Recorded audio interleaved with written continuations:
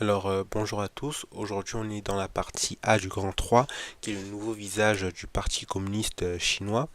Alors aujourd'hui, ce qu'on remarque, c'est que en Chine, l'idéologie chinoise, c'est un mélange entre un héritage hérité de Mao avec l'idée de faire de la Chine la plus grande puissance mondiale et également la réutilisation de préceptes philosophiques hérités de Confucius.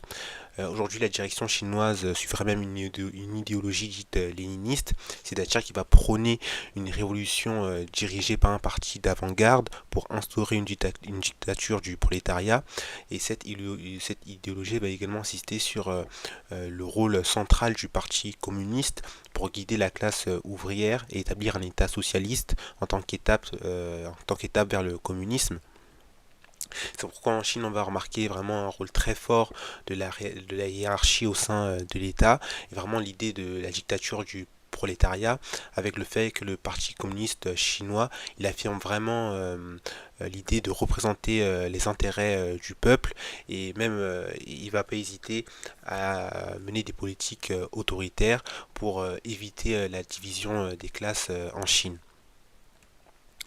Euh, et aujourd'hui également on remarque quand même une évolution du régime chinois comparé aux années 80. Déjà il y a eu une suppression quand même du culte de la personnalité, en tout cas entre 1980 et 2010. Également on remarque une disparition des campagnes de mobilisation qui avaient été lancées par Mao. Déjà entre 1958 et 1962, il y avait eu le grand bond en avant, qui était en fait une campagne économique et sociale lancée par Mao Zedong, qui visait à transformer rapidement la Chine en puissance industrielle. Et en fait, elle avait pour but d'encourager la collectivisation des terres et la production de masse, notamment dans l'acier. Mais cependant, il y a eu de graves erreurs dans la planification, et donc ça a entraîné des désastres agricoles, des famines, et ça a causé des millions de morts. Puis une autre réforme qu'a lancée Mao, ça a été la révolution culturelle de 1966 à 1976, euh, qui était donc un mouvement socio-politique que Mao avait donc mis en place pour renforcer son pouvoir et purger le parti communiste chinois des éléments jugés contre-révolutionnaires. Et cette révolution culturelle, elle a mobilisé la jeunesse chinoise pour attaquer les élites et transformer la culture chinoise. Et ça a provoqué du chaos, de la violence et de lourdes répercussions sociales. Mais aujourd'hui, vraiment, le régime chinois, il a totalement changé. On remarque quand même un régime beaucoup plus souple, avec une direction souvent collégiale et un rôle assez limité du président. Également, la Chine essaye de garder une certaine stabilité dans la succession de ses chefs d'État. On remarque que souvent les chefs d'État en place, ils vont, avant de quitter le pouvoir, repérer déjà leurs successeurs. C'était par exemple le cas en 2007 de Hu Jintao qui avait déjà remarqué Xi Jinping. Euh, et un dernier point, c'est que l'État chinois, il est aujourd'hui, il fait face quand même à des problèmes au sein de sa direction, notamment des problèmes de corruption. On se rappelle en 2012 de l'affaire Boxilai. En fait, Boxilai, c'était un ancien membre influent du parti communiste chinois et chef du parti à Chongqing. Et il avait été accusé de corruption et de détournement de fonds et d'abus de pouvoir.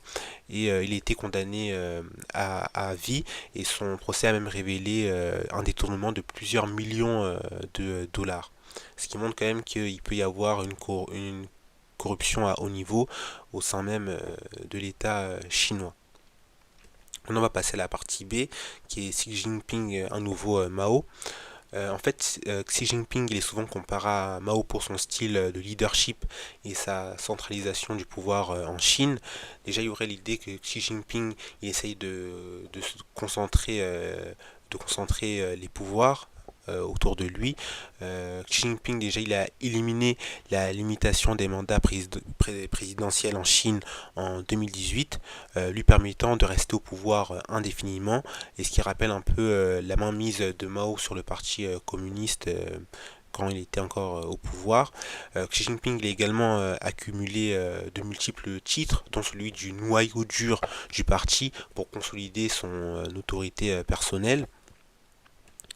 Euh, une autre chose également qu'a mis en place Xi Jinping, c'est des campagnes anti-corruption pour sanctionner plus d'1 million de cadres encore de hauts fonctionnaires, qui rappellent un peu les purges menées par Mao. Et enfin, la dernière chose qu'a mis en place Xi Jinping, ce serait un nouveau culte de la personnalité, parce qu'aujourd'hui, Xi Jinping est représenté en Chine comme un leader exceptionnel, indispensable, avec même sa pensée inscrite dans la constitution du parti communiste, tout comme Mao. Maintenant, on va passer à la partie C du Grand 4, qui est une société sous contrôle.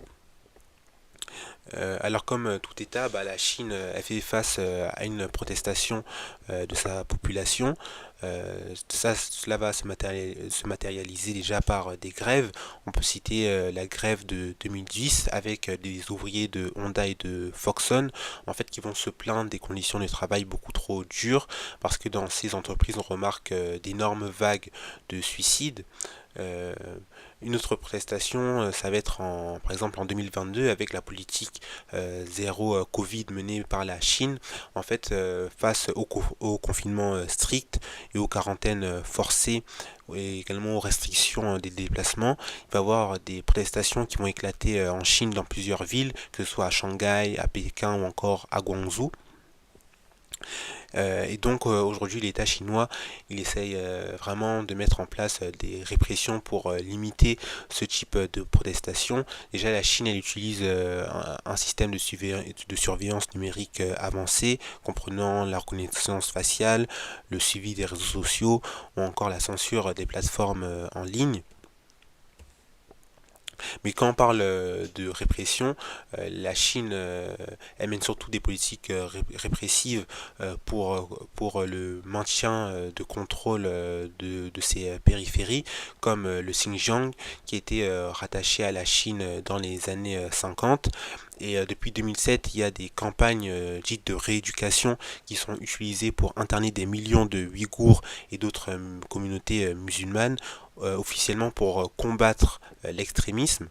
Puis vous allez également avoir le Tibet qui a été récupéré également dans les années 50, et depuis les années 2000, les autorités chinoises mènent une politique de sinisation au Tibet pour assimiler la culture des Tibétains.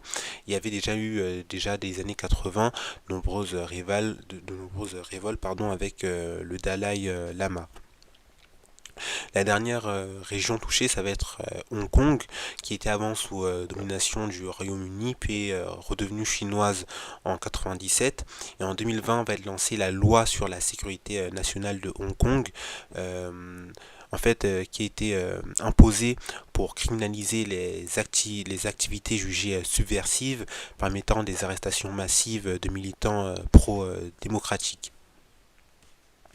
En fait, c'est la Chine elle mène des politiques répressives, surtout dans ses périphéries, parce que ça représente vraiment des points stratégiques. Déjà, dans le Xinjiang, cette région elle est cruciale pour ses ressources en gaz ou encore des pétroles. Le Xinjiang a également une position clé pour le projet de la BRI, donc des routes de la soie. Euh, pour le Tibet, il va être essentiel déjà pour ses ressources en eau, car il alimente les principaux fleuves asiatiques et sert de zone tampon stratégique avec l'Inde. Et enfin, Hong Kong, déjà, c'est un centre financier international qui contribue au commerce et aux investissements de la Chine, tout en maintenant des liens économiques avec les marchés mondiaux.